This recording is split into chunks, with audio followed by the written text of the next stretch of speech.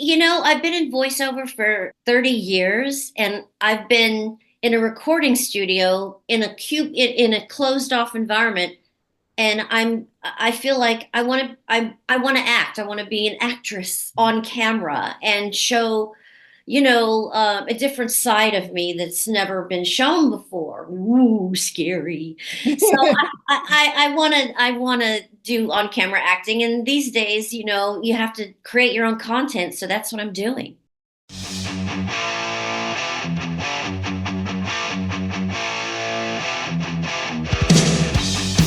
Screenwriters talk screenwriting.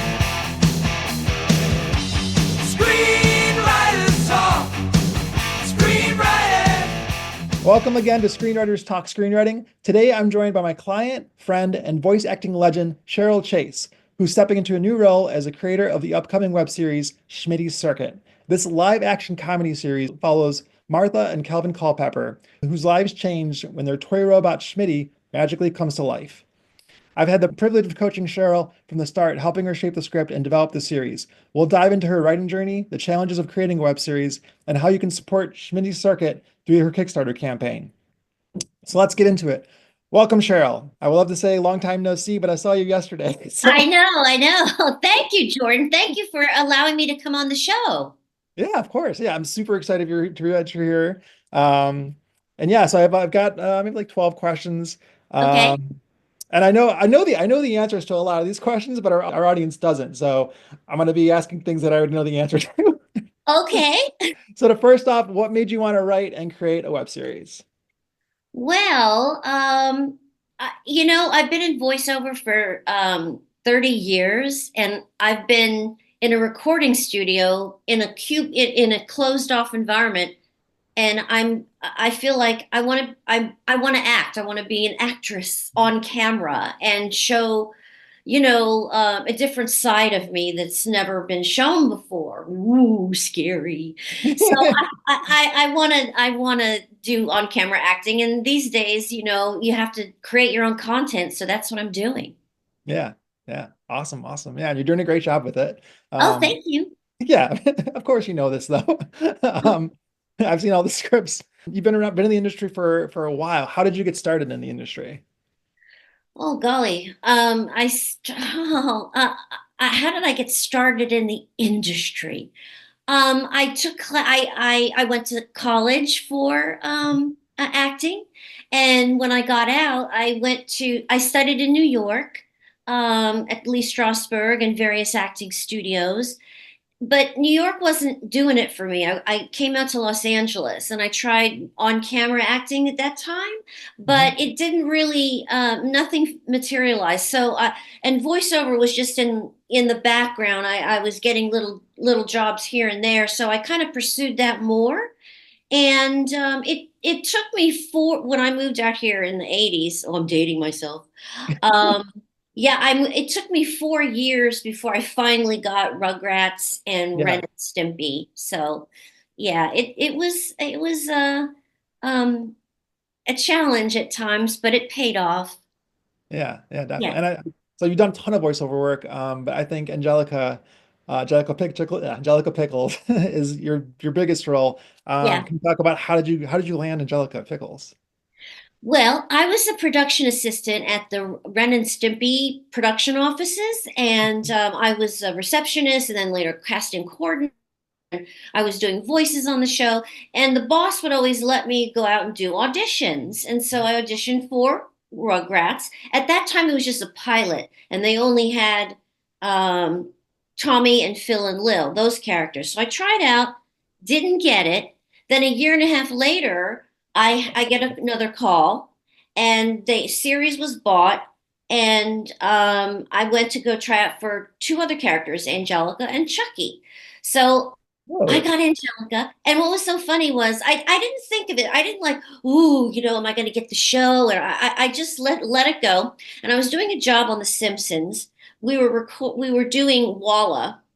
And back in those days, you didn't have cell phones. So, they had to tell you, oh, you have a call from your agent. So I remember going out of the recording booth and I went and sat in the hall and I was on the phone and they said, oh, Rugrats, and I'm going, oh my gosh. I mean, it was like it was like a surreal moment. Here I'm doing The Simpsons, and then I get this, this the job I've been hoping for, and so Yeah, yeah, that's how I got started. that's awesome. Did Yeah. you like, I mean, Rugrats became such a huge hit in the movie, and I mean, when I was a kid, it was everywhere. Did you like have any idea how big it was going to be? No, we thought it was just going to be one season because Oh wow. it was really weird. It was like weird, ugly artwork. I mean, it was really the Sims. I mean, the Rugrats was in the beginning was more, like Dr. Seussian. If Okay. it looks like it looked really squiggly and um, but it kind of softened as the years went on. I kind of like that initial look of when it was in the beginning days, but we no, it was accepted and it became a billion-dollar global franchise. Yeah, yeah. Yeah. Okay, so let's talk about Schmitty's Circuit. The Okay. reason we're here, and definitely anyone listening, go to the Kickstarter and donate. You have until March 31st, so you still have a couple weeks. So yeah, I guess I got a bunch of questions, but let's start with what are the biggest lessons you've learned writing the series? The biggest lesson is to make sure that you have a wonderful creative consultant by your side to guide you through the process. Because I mean, Jordan, I couldn't have done it without you. There's Oh, no way in heck I could have done it without you. You have been a inspiration and amazing. And I like the way we bounce off ideas and yeah, everything mushrooms into something good. So my the thing the another lesson I learned is to just relax and enjoy the process because hmm, right now I'm trying to rewrite episode 3, yeah, and I am getting a little bit. I have like maybe a quarter done, but I just when writer's block happens or when life happens and it distracts you away. It's just that you have to kind of let that go and zero focus on what you're doing and stay mentally in the process. yeah. So it's writer's block is a challenge. Yeah, yeah. No, Yeah. we definitely, I mean, yeah, me and you have a ton of fun just pitching jokes and Yeah. coming up with ideas and seeing what works and what doesn't work. And yeah, it's been an amazing amazing time. So Yeah. yeah, thank you for the kind words. But yeah, it's so Oh, much fun working with you. oh, good. I'm glad yeah, it was wonderful. Well, it Yeah. is wonderful. We're still going on. Yeah. Yeah, we're still going, but yeah, you're rewriting episode 3 now. Can you talk about because the show's changed a lot since we started. Yeah. I think you rewrote the pilot like at least 5 times. Even Um, I think even more, I yeah, think I did. yeah, And it started as yes, you had the quirky Culpepper family, but it hmm, started where there was no robot, but Jason, one of the yeah, main characters, he had a emotional support puppet. yep, So he was kind of socially awkward and stunted, and he never really said his true feelings. It only came out through the puppet. But hmm, then, as time went on, I was kind of like over the puppet. I wanted to like have something separate from from the human characters so that there could be more interaction. And so I thought of, there has to be it has to be something. And I don't know, Alf popped into my head with the little alien and the yeah, family. So I kind of went along that way, and I'm thinking, how can that be? How can that happen? And then I kind of got the inspiration. I have a friend who's a little person. Her name is Leilani Shu. She hmm, she plays Jawas in the Star Wars TV franchises, and I thought, oh my gosh, Leilani, she could play Schmitty, the robot. So yeah, everything kind of evolved from that. yeah, it worked out. Yeah, and I remember like you came in to a session one time and you were like, let's make it a robot. And I was like, oh, that's cool. And then like he just ran with it and it was awesome. And then Schmitty was kind of like was born like that day and then just stuck around and got funnier and wilder. And I mean, I'm gonna ask you who your favorite character is. I think Schmitty's my favorite character. But yeah, we'll go with that question next. So who's your favorite character in the series so far? And it can be Well, you too, because you act in it as well. Yeah, I know. I do act in it, and I do love Carol. I have to say Martha, because it's no holds bar with Martha. She can Yeah. say anything she wants to. Yeah, my name is Martha Culpepper.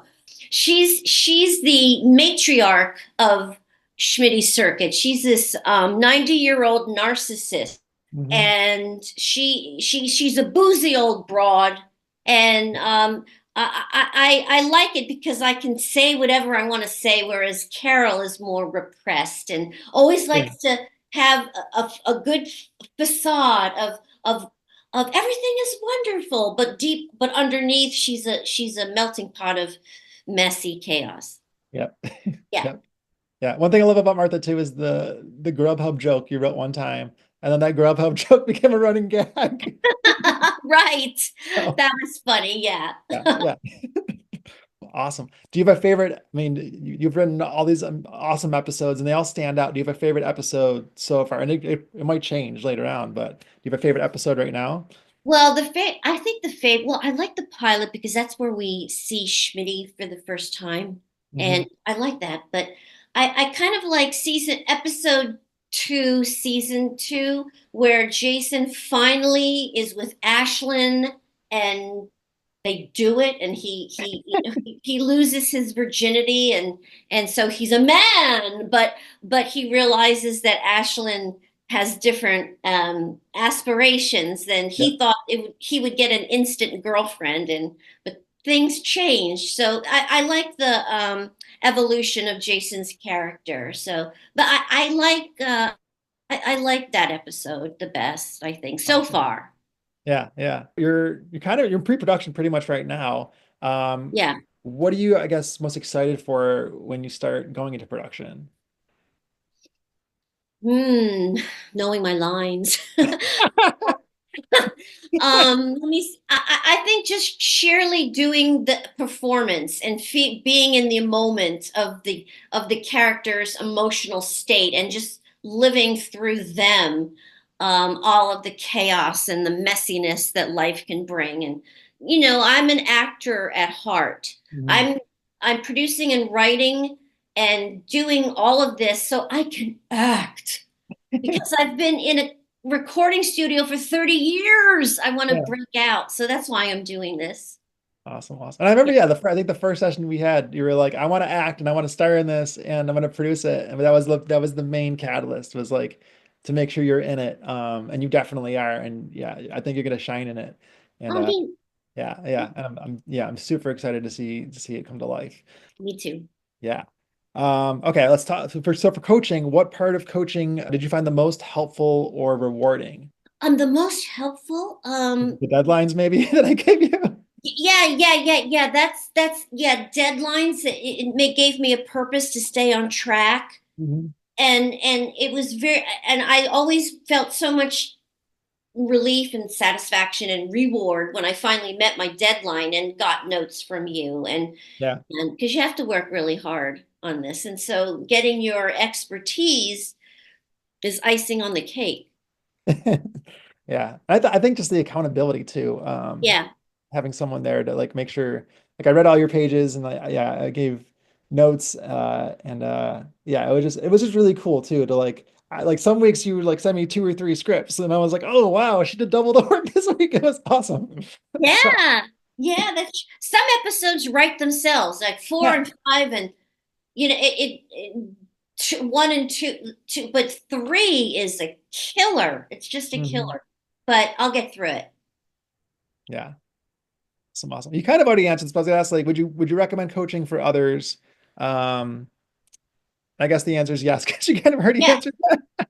Yes. Uh-huh. Absolutely. Can do Yeah. without you. Yeah. So you're in pre-production. All the episodes are pretty much written. I mean, you're rewriting, episode 3 now. But seeing how far you've grown from like just an idea and then the Schmitty came about, the robot came about. I think Carol has always been there since the beginning. I think Calvin's always been there since the beginning. Jason's always been there since the beginning. But like seeing how much you've grown, how do you feel? Like seeing how like now you have cast and crew and all these things together. Like, Yeah, I feel I and sometimes I like can't believe.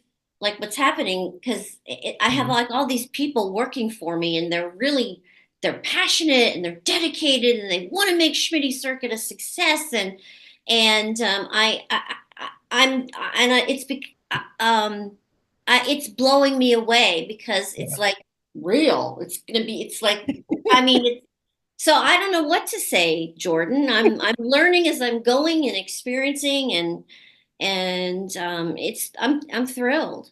Yeah. Yeah. Any writing advice that you've learned that you would want to tell others who are interested in writing web series? Any writing advice? I just say keep your mind open, keep your heart open, seek inspiration that resonates with you, and write from your heart what you've experienced in your life growing up, and Mhm. what how you perceive the world and the people that are in your world. Is there any kind of story that compels you to bring it forth? And just put it on paper, start writing, like you say, Jordan, just write it out, because you Yeah. want to.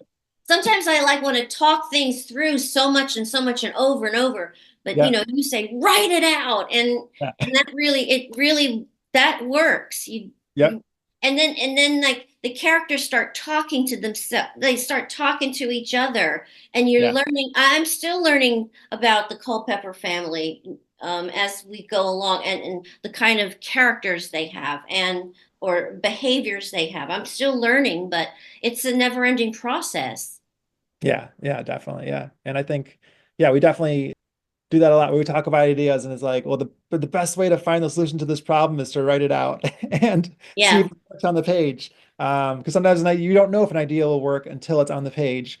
And you have to, and sometimes I think usually for the most part, it does work. A lot of the yeah, ideas do work. And every now and again, you're like, no, that one will change it to something else, or rewrite it. But yeah, it's yeah, definitely writing it out. And like, I mean, you've written so much. You've written these 8 episodes, and then like with all the rewrites too, you've written so like you should definitely feel super accomplished with how much you've written. Because even though it looks like it's 8 episodes, you've probably written like 15, um, with all like the rewrites and before that. yeah, right, Yeah, yes.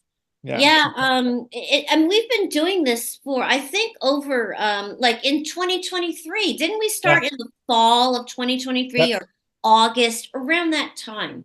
And yeah, now look, 2025, and now it's coming to fruition. yeah, yeah. Yeah. Yeah. So it's a web series now. Do you want to have it be a TV show or Yes. movie or Yes, I do. Yes. My director, Maria Cap, she's helping me produce, and she's also the director. She has some movies streaming now on Amazon and Hulu and that, and she has a vision for. I'm the creative person. She's the business. So she has goals and ideas of where to put this out there. Mhm. We're not putting it on YouTube, until we want to festival it, Yeah. and then see what happens from that. And well, when I get this is our first crowdfunding campaign. Mhm.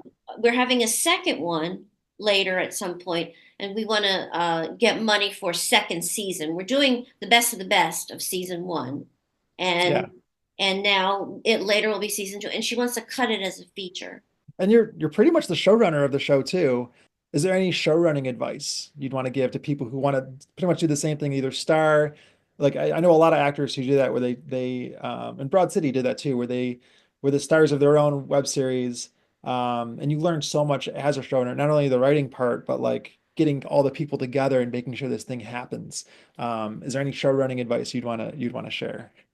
This is a whole new territory for me, but I realize that if you don't know something, you hire people around you to make you shine and them Mhm. shine, and it takes a village, as they say. But if you have a Yeah. really good team to pick up where you maybe don't have as much experience, but other people do, and it all fits together, all the puzzle pieces fit together like one puzzle, Yeah. that I think just being intuitive and being having inner clarity of who you want to work with, who would make you shine and help you make them shine. It's a give and take, to and back. You know, what personalities that you want to have in your world.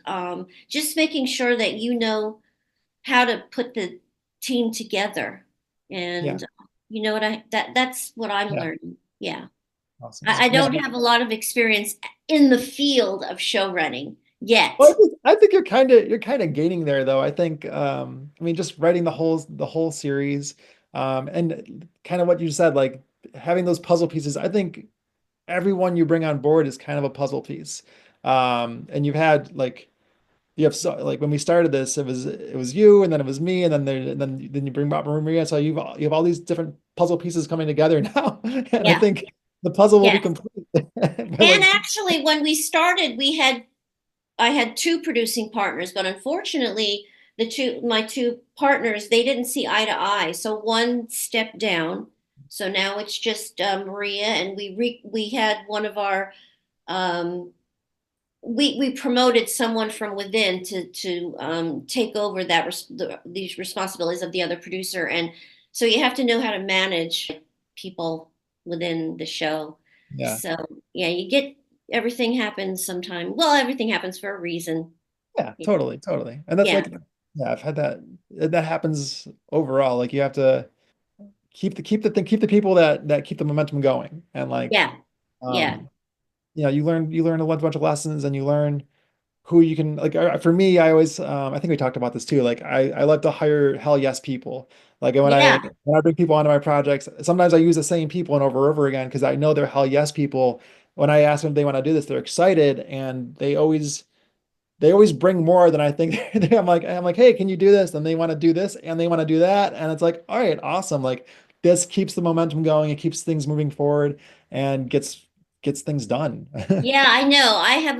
All of my people are hell yes people. I Yep. like that. I like that term, what you Yeah. said. Hell Yeah. yeah. Yep. Yeah. Yeah. I'll coin I think my friend Marissa, I think, is the one who came up with it. And I've worked with her in multiple projects. And I think me and her had a conversation in like 2021, and she was like, yeah, you're a hell yes person, and I am. And I was like, so I think she's the one who coined that term. But ever since then, I was like, yes, I working with hell yes people Yeah. um, definitely gets, movies, web series, TV shows done, keeps moving forward. Um, so yeah, That's awesome. so true. So true. Yeah. Yeah. All right, awesome. So I got two real quick questions. Okay. What's your favorite TV show of all time? Well, of course I love Lucy and Jackie Gleason. I love but and Bewitched. But Seinfeld too. No, Seinfeld Yeah. Oh, is you it. number one? Yeah, I Awesome. watch it every day. I learn comedy. I learn so much from watching Seinfeld. Yeah, And yeah. laugh. I laugh a lot. I've seen the episodes over and over again, but I watch them practically every day. Wow. Yeah. Yeah. Yeah. I love to like when we like last year, I remember I would use Seinfeld as like analogies to be like, well, do you remember how Kramer did this and Yeah. that? And yeah, it's definitely, I mean, it's a classic show. Yeah. And there's definitely yeah, me and you have had definitely we've had conversations about like what's the best season and what episodes you should avoid, what episodes are great. I know. Yeah, I know. Yeah, I mean that Puerto Rican episode. Remember that's we have to avoid that at all costs. Yeah, Yeah. yeah. I like accidentally watched it actually a couple of days ago. Oh Uh, my gosh. yeah, because I was on season 9. Because I've been kind of rewatching it for the past like 7 months, just like here and there, like before I go to Yeah. bed. And yeah, I was into season 9, I don't know, like this, I guess this past month. And yeah, the other day I put it on, and then I fell asleep, and then I woke up and that episode was on. Oh my gosh. And then because it's the one before the finale. Yeah. And you said this too, like when we talked like 3 months ago, when we were in one of the sessions. Yeah. But yeah, I watched that one, and I feel like they might have taken some jokes out because like I feel it might have been more because I was surprised it was on Netflix. I thought they took it off of Netflix, but they might have took some jokes out or something. But yeah, I think that episode's not that great. And the Yeah, finale. no, it's not. No. Yeah. I think the finale too, like, has a bunch of callbacks, but I don't Yeah. love it as an episode. Like it's No, I don't. No, yeah. maybe because there's too many people in there, right? Maybe Yeah. Yeah. too many I think so characters. too. Yeah. And it was some of the callbacks were funny, but also it was just too much. I don't think they needed all those guest stars. No. I've heard rumors of bringing it back. Seinfeld I back? know, yeah, right? Yeah. Wow. Amazing. Yeah. I mean, we'll see. It could be really good, or it could be like, uh-oh. A bomb. Yeah. Yeah. Um, we'll find out. We'll But find out. Mhm. And I also really love that you love I Love Lucy. Because I also love I Love Lucy, and I feel Oh, yeah. I feel like I'm in my 30s and I watched I Love Lucy when I was a kid, but it's like people I think younger than me and my age haven't really seen I Love Lucy, and I'm just like, what? Like, how could you not? Yeah. You can study it. Like, I've read both Desi Arnaz's book and Lucille Ball's book. Um, Yeah, I have Desi's. I have yeah, those books. yeah. Yeah. One's called like Desi's is just called A Book. A book. His is called a book. I actually, yeah, I have that. And actually, mine is autographed by him. Whoa! Yeah. Wow! When? How? Well, this was back in the 90s, and this is so bizarre. I was in a hotel in San Francisco, and I had this dream. Desi Arnaz was, it was a very colorful dream. Desi Mhm. Arnaz was holding my hand, looking at me, just looking at me. And I woke up, and then I'm in this bookstore later that day, and I see his book with his signature in, and I was like, what? That was surreal, very surreal. Yeah, that's Yeah, so awesome. I can't, there's no explanation for that, but it was kind of a Yeah. interesting. This weekend, so my birthday was 2 days ago, but this weekend on Saturday, I don't know if you've ever gone to this, but if you're ever in Jamestown, New York, so Jamestown's where Lucy was born, Yeah. about an hour away from Buffalo, and they have the National Comedy Center, which is like a museum dedicated to comedy. It's amazing. Wow. You walk in and it's like an interactive experience because you walk in, you choose your favorite TV shows and you choose your favorite movies, like all comedy movies, all comedy shows, and stand-up comedians. And then it's an interactive experience because you get to walk around the museum and like your badge, like, well, they play things that they think you'll like as you walk around the museum. It's yeah, Whoa. it's really, really cool. And they have the Lucille Ball Museum as well. So I'm gonna go to that after, and they have the sets there. They have the I Love Lucy Wow. set. Yeah, if you ever go to Jamestown, check out both those museums because they're Yeah, no, I think that's a good long weekend trip for my husband and I to take yeah, to go to. That's fantastic. Yeah, yeah, and then yeah. I could see you for lunch. Yeah, definitely. Yes, yes. Yeah, we have to for sure. Yeah, yeah, for sure. Yeah. It's crazy how like I mean, yeah, you're in LA, and I'm in Buffalo now. And I lived in LA for 12 years, but we started coaching, I mean, like a year and a half after I got back here. Um, so but yeah, if I ever go back to LA, I'll also let you know, text you. Oh yeah, we have to get together. All Yeah. right, cool. Well, thank you so much for being on the podcast, Cheryl. I'll see you again for coaching like in Yes. 5 days. And Yeah, in a couple days. Yes. yeah, and for our audience, you can donate to Schmitty's Circuit on Kickstarter now. I'll add the description in the podcast description. Yeah, the campaign will be open until March 31st. So if you're listening to this in March 2025, um, definitely donate, and then you'll have a second campaign as well. So look out for the second campaign and look out for Schmitty's Circuit coming soon. So Oh, thank you so much, Jordan. It was a blast. yeah, this was a ton of fun. Yeah, thank you so much, Cheryl. Oh, thank Um, you. yeah, So anyway, well, great. Well, I guess I'll see you Tuesday. yeah, I'll see you Tuesday. Yeah. Thanks for listening to Screenwriters Talk Screenwriting.